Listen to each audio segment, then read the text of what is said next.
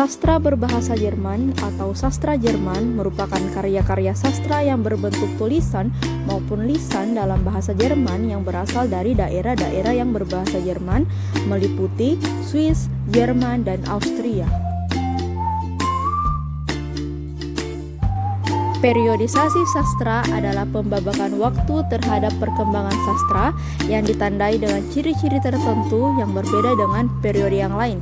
Beberapa periodisasi sastra Jerman yaitu Mittelalter, Renaissance und Humanismus, Reformation, Barok, Aufklärung, Sturm und Drang, Weimarer Klassik, Romantik, Junges Deutschland und Vormärz, Realismus und Naturalismus, Expressionismus, und Literatur nach Wiedervereinigung. Namun, pada video kali ini hanya akan membahas mengenai periode sastra Jerman yang berlangsung sejak abad ke-5 hingga ke abad ke-15, yaitu abad pertengahan atau Mittelalter. Permulaan abad pertengahan di Eropa ditandai dengan runtuhnya Kekaisaran Romawi Barat yang berlangsung hingga Eropa memasuki abad pembaruan atau Renaissance. Era abad pertengahan dibentuk oleh imam Kristen yang mempercayai bahwa segala sesuatu tampaknya telah diberikan oleh Tuhan. Abad pertengahan mengacu pada zaman dari sekitar 500 sampai 1600 Masehi. Masyarakat saat itu tidak hanya dipengaruhi oleh sistem feodal yang berlaku, tetapi juga pandangan dunia yang berlaku saat itu, yang sangat dipengaruhi oleh gereja dan Alkitab. Istilah abad pertengahan diciptakan oleh kaum humanis dan dengan demikian berasal dari periode Renaissance yang mengikuti periode abad pertengahan. Karakteristik abad pertengahan atau Mittelalter yang pertama yaitu transmisi lisan. Sejak buta huruf lazim di abad pertengahan, cerita, dongeng, dan lagu-lagu daerah terutama disampaikan secara lisan oleh orang-orang. Minnesang juga dirancang untuk dipentaskan di istana bangsawan. Yang kedua, sastra gereja dan sastra istana. Sastra gereja menggunakan bahasa Latin dan membahas tema-tema spiritual, sementara sastra istana berfokus pada tema-tema sekuler dan cita-cita kesatria dan ditulis dalam bahasa sehari-hari. Yang ketiga, sastra sebagian besar lahir dari sebuah tatanan. Di masa kejayaan penyanyi, sastra sebagian besar tidak gratis, tetapi jauh lebih fungsional dan berguna. Para penyanyi dan penulis dibiayai oleh kaum bangsawan. Fokusnya adalah pada yang universal dan idealisasi. Sastra abad pertengahan kurang tentang pengalaman pribadi dan pengamatan individu dan lebih banyak tentang universal. Selain cerita yang mengidealkan kesatria, ada juga cerita fabel fiktif dan cerita heroik. Pertempuran baik versus jahat. Sebagian besar cerita adalah tentang pertempuran kebaikan melawan kejahatan. Sebagian besar dimainkan dengan karakter pahlawan atau terbaik, wanita tercantik, dan penjahat terburuk.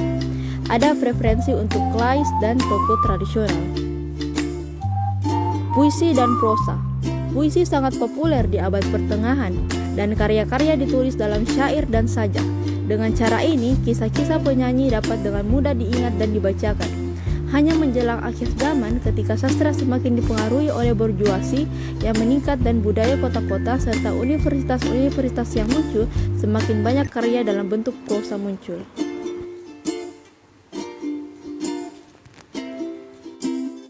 Minnesang. Minnesang adalah puisi cinta tertua di wilayah bangsa Eropa dan mencapai puncaknya pada abad pertengahan. Ini berfokus pada cinta dan pernyataan cinta seorang kesatria atau penyanyi kepada seorang wanita bangsawan. Menyanyi adalah instrumen yang mewakili cita-cita kesatria. Fase abad pertengahan. Abad pertengahan terbagi menjadi 3 fase, yaitu abad pertengahan awal, abad pertengahan tinggi, dan abad pertengahan akhir. Selama awal abad pertengahan atau abad pertengahan awal kira-kira 500 sampai 1180 Masehi, bentuk-bentuk sastra terutama seperti kisah-kisah heroik, mantra sihir, pujian pangeran, atau harmoni Injil. Karena kegiatan membaca dan menulis diperuntukkan terutama bagi pendeta dan cendekiawan. Karya-karya itu sebagian besar ditulis dalam bahasa Latin dan bertujuan untuk menyebarkan agama Kristen.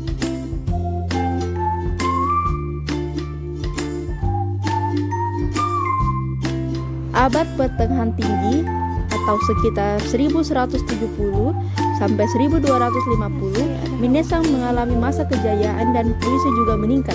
Karya-karya abad pertengahan tinggi berhubungan dengan kehidupan para bangsawan dan cita-cita kesatria. Selain itu, banyak cerita didasarkan pada template Prancis dan ditulis dalam bahasa Jerman menengah atas.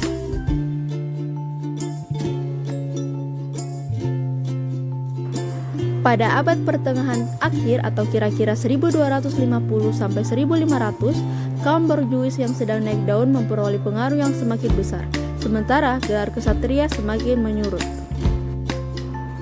Penulis terkenal dan perwakilan zaman. Penulis penting abad pertengahan yaitu Abad Pertengahan Awal oleh Efrik dari Weissenburg, Heinrich dari Melfi, Hildegard dari Bingen.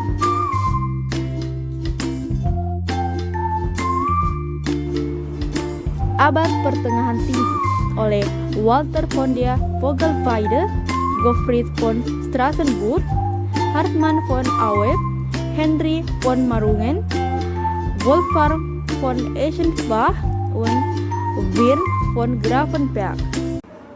Penulis terkenal dan perwakilan zaman pada abad pertengahan akhir yaitu Henry dari Meissen, Guru Eckhart, Oswald von Zelfa, dan Johannes Tell.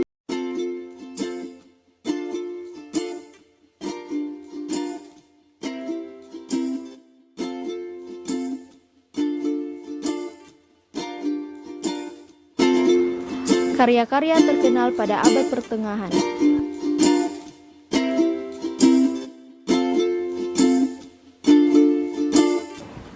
Abad pertengahan awal.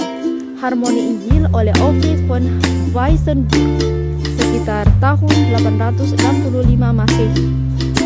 Liber Civis oleh Hildegard von Bingen sekitar 1141 sampai 1153. Abad Pertengahan Tinggi. Erich von Hartmann von Auwert sekitar 1180, Parsifal oleh Wolfram von Eschenbach tahun 1200 sampai 1210, Tristan oleh Gottfried dari Strasbourg sekitar 1210. Abad Pertengahan Akhir. Cahaya Dewa yang Mengalir oleh Michel dari Magdeburg tahun 1282, Renner oleh Hugo von Trimberg tahun 1300 Masehi, dan Cincin oleh Heinrich oder Ring oleh Heinrich Wittenbiller tahun 1408 sampai 1410.